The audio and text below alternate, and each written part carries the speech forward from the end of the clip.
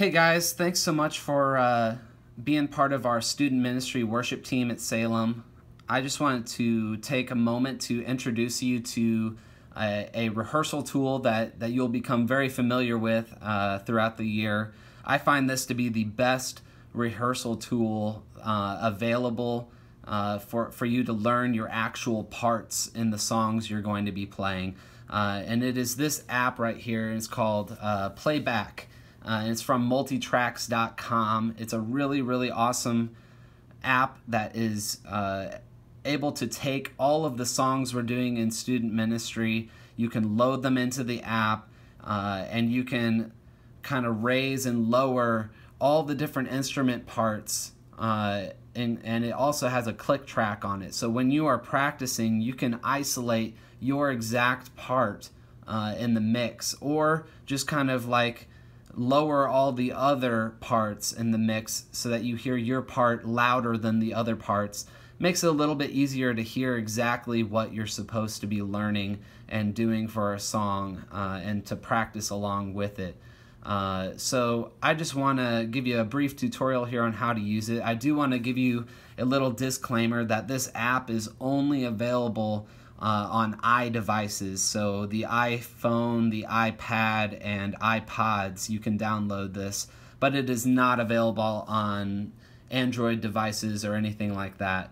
So just make sure that when you're using this, you're using it on an iDevice like this. I find the iPad to be the most user-friendly version, but you can certainly use it on an iPhone or an iPod. After you download the app, and by the way, the app looks like this in the App Store. It's called Playback, and I believe it's a free download, but it costs Salem money to add users to it, so that's what your annual dues are going towards, or at least part of your annual dues are going towards giving you access to this app right here.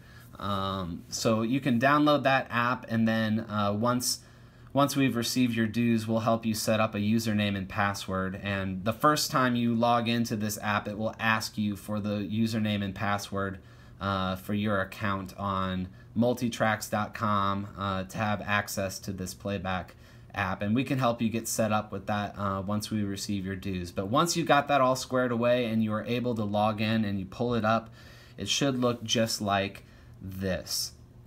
And so when you are sitting down to practice your instrument or voice part on your song, what you're going to want to do is you're going to want to go to this icon right here, add a song, and if you press it, sometimes it works, sometimes it doesn't. Let's see here. There we go. If you press it, it will open up this little menu here, and you'll see there's some options. There's one that says My Library. There's another one that says Click Tracks, and there's another one that says Pads. The main ones you're going to want to use here are My Library and Click Tracks.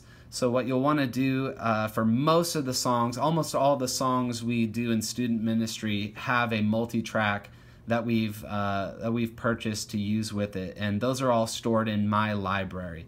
And so if you just click My Library, it'll bring up another menu, and it says Songs, Artists, Albums, Themes, Genres. These are just different ways that they have sorted all the different songs that we have in our database here at Salem. And so, let me see if I can get that a little bit clearer for you. There you go. So when you do that, you're probably going to want to sort by either songs or artists, depending on how you think about what you're looking for. If you know the name of the song, you can search it by song. If you know the name of the artist, you can search it by artist. I'm going to go ahead and click Songs. It brings up this menu, and if you scroll through it, these are all the songs that Salem has purchased multi-tracks for that are in our database. And so you can either scroll down and find the song you want to practice, or you can search for it up in this search bar. There's a few different ways that they can sort it to. Some of the songs we've purchased directly from multi-tracks, and those are all in here. Or there's some that we have that weren't available on multi-tracks that we found and uploaded to multi-tracks on the cloud, and we've uploaded them on this little cloud section here. So either way, if you search for it, you can find it. So let's just say we are practicing the song Lead Me to the Cross. You can either scroll down and find it, you'll see that it's right here, or if you search for it,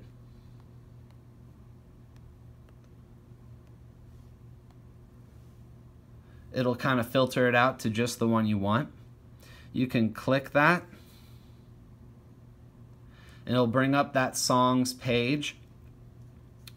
You can decide what key you're pulling it up in. So let's say we're playing it in the key of D. It says D is the original key.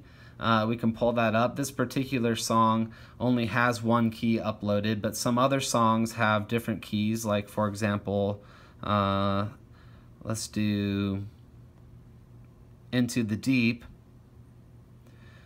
In their key section, you see there's a lot of key options. So depending on what key we're playing it in that week, you can pick that key and it will pull up all the tracks transposed to that key.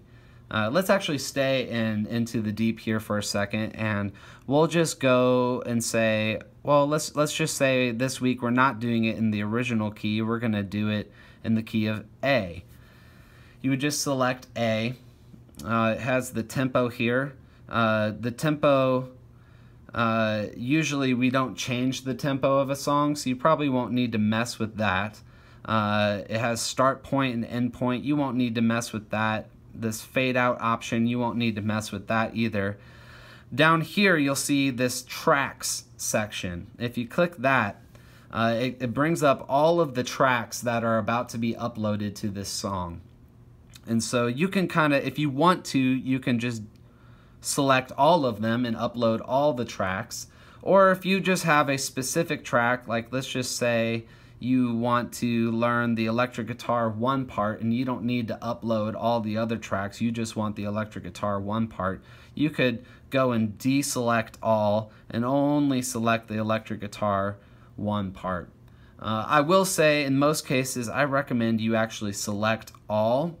And even if you're only wanting to learn one track, you should probably at least include the click track as well, and the guide, so that way you know where you're at in the song. But in most cases, I'd say just upload all of the tracks, so that way you can raise or lower them to where you like, and you can hear your instrument or vocal part in the mix of all the other things happening. So right now they're all selected. I'm going to press back to this main page, and if everything looks good and you're ready to upload it, you will click Add. And it'll take a second here. You'll see it's loading right now.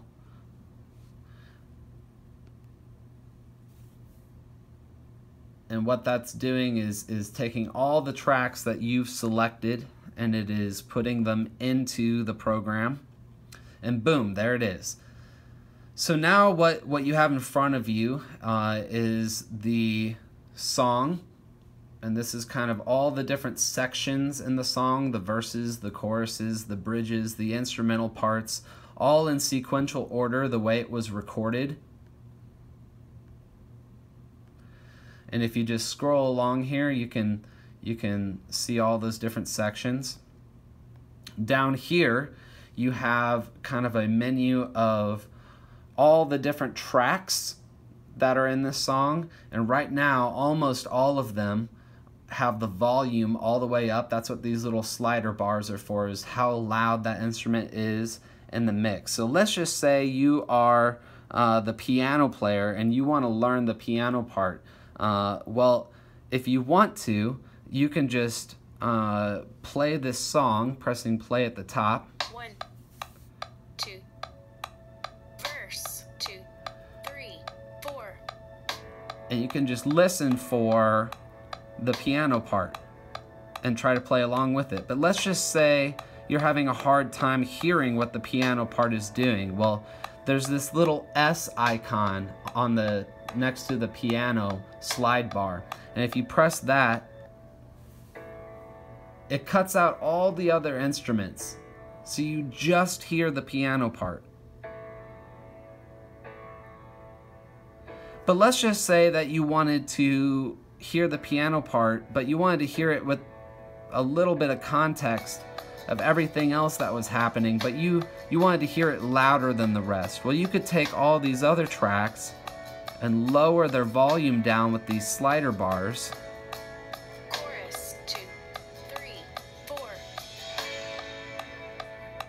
Like so. And what it will do is it'll still keep the other instruments in the mix, but it will make the piano louder than those other ones. I would keep the guide and all of these different click track and accent things still in there, so you still hear that little click beat happening, so you can stay on time as you practice. But that allows you to hear your part a little bit better. Another way that I found to be useful is to even take all of the tracks out entirely.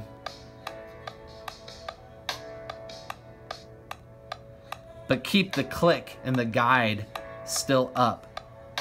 So you still have that sense of what the pulse and the rhythm of the song is, but you hear only your part. 3, 4. It helps you know where you're at in the song too, because it calls out the different sections. So that's a really, really great way to practice your part and to get really accurate with your part. It helps you hear the tones that you're looking for, helps you know whether they're using reverb or delay or different effects on their part, helps you know how your part plays off of other parts that are happening. Maybe there's two pianos playing and you are only playing one of the piano parts. It also allows you to come to rehearsal and say to your band director, hey, for this song, I'm playing the keyboard 1 part or the electric guitar 4 part, because you know that's the part that you practiced that week. And that way when we're using tracks on stage, we're not putting the track in that you're playing. And that just helps the song sound fuller and doesn't double up the parts. It just sounds cleaner that way. So if you want to, you don't even need to just upload one song. You can click this edit button and it has the little plus icon next to this song, and you can upload every song in the set you're doing that week.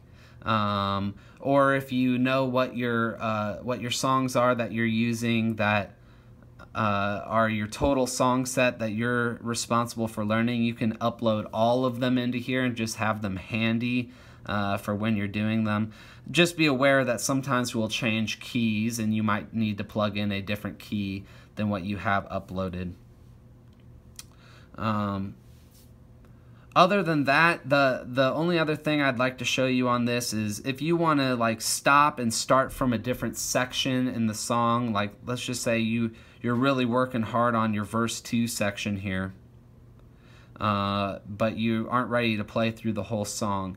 Well, you can just kind of back this slider up to wherever you want to start and then press the play button. Verse 2, 3, It'll count you in.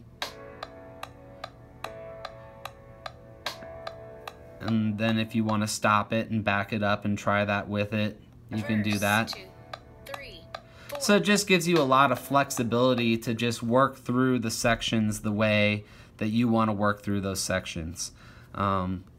So again, most of our songs are uploaded into this one way or another, and you can practice along with them. I found this to be so helpful because just it's easy to listen to a song and think you know what the instrument part is doing or the vocal part is doing, but it's another thing entirely when you are able to isolate that track by itself, and then you hear it and you're like, whoa, actually they're playing something different. Maybe it was a different inversion of a chord, or maybe they were using effects on it I wasn't even aware of. Maybe I wasn't even hearing the right part, and I was just coming up with something totally different. It has totally improved how I've approached the songs too, and I think it will for you too. So experiment with it, play around with it. If you have questions about it, you're always welcome to email me or text me, and I can help you through those things. But I just wanted you to have this this little tutorial to know how to use it, the basics of it. And yeah, so thank you so much for watching the video, and again, if you have questions, let me know. Thanks.